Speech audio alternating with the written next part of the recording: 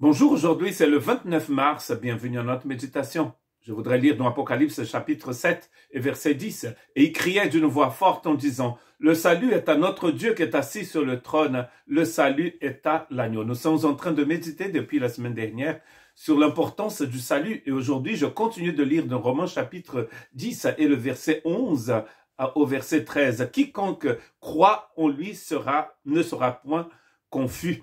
Il n'y a aucune différence, en effet, entre le juif et le grec, puisqu'ils ont tous un même Seigneur qui est riche pour tous ceux qui l'invoquent.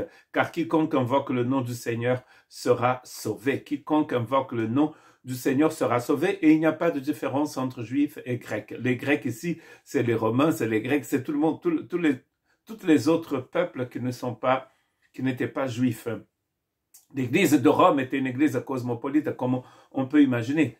Il y avait des juifs, elle était forcément implantée par des juifs. Et je vous rappelle que c'était pas Paul qui avait commencé cette église à Rome. Paul, quand il y est allé, il est allé en prison. Mais en fait, c'est pas lui qui a fondé cette église. Et il avait toutes sortes de personnes dans la capitale de l'Empire romain, vous pouvez imaginer. Et donc, les églises qui sont d'ailleurs des groupes de maisons, elles sont composées de personnes de plusieurs nationalités. Des Européens et des gens du Moyen-Orient, etc. Et donc, quiconque invoque, croit en lui, ne sera point confus. Nous avons vu dans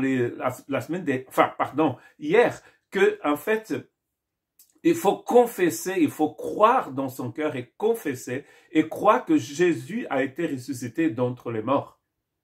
Croire au message de la croix. Crois au message de la croix. Ce texte vient d'ailleurs d'Ésaïe chapitre 28 verset 16. C'est pourquoi ainsi parle le Seigneur l'Éternel. Voici, j'ai mis pour fondement en Sion une pierre éprouvée, une pierre angulaire de prix solidement posée. Celui qui la prendra pour appui n'aura point hâte de fuir. C'est de là où vient ne sera point confus. Donc, il parle ici de la base même d'un édifice. Pierre va nous expliquer en fait qui est cette pierre. Pierre va expliquer qui est cette pierre, décidément. 1 Pierre 2, verset 6, car il est dit dans l'Écriture, voici je mets en Sion une pierre angulaire, choisie, précieuse, et celui qui croit en elle ne sera point confus. Et donc, dans ce texte de 1 Pierre, il est clair que cette pierre, c'est Jésus. La pierre n'est pas Pierre, la pierre est Jésus. Jésus est le seul qui peut être le fondement d'un édifice. Et d'ailleurs, quand Jésus dit à Pierre sur cette pierre, il est en train de parler de la fondation, de la déclaration qu'il vient faire lui-même, de lui. C'est ce Christ qui est le fondement de notre salut. Il n'y a aucun autre nom. D'ailleurs, même pas le nom de Pierre. Pierre, il est mort, il attend la résurrection des morts. Mais la pierre angulaire ici, c'est bien sûr le Messie. C'est le Christ, c'est lui qui est, qui était et qui viendra. Je disais hier dans un message que j'ai envoyé sur WhatsApp, ce qui est très intéressant dans l'Apocalypse, c'est que vous remarquez, vous voyez clairement que l'agneau est vainqueur, éternellement vainqueur. Donc c'est très important de croire dans notre cœur, de mettre cela dans notre cœur et de savoir que le Christ ne peut pas perdre. Même quand il est tenté dans le désert, il ne peut pas perdre parce qu'il est celui qui était et qui viendra. C'est-à-dire qu'il a toujours été.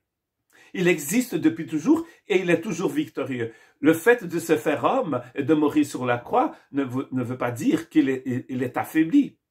Il a pris une forme d'homme, mais il est venu pour vaincre. Parce que le Christ ne peut que vaincre. Il ne peut pas perdre. Et voilà pourquoi c'est important de redire ce texte de Romains. Celui qui croit, quiconque croit en lui ne sera pas confus. Pourquoi? Parce que lui, il est le rocher des siècles. Que Dieu vous bénisse.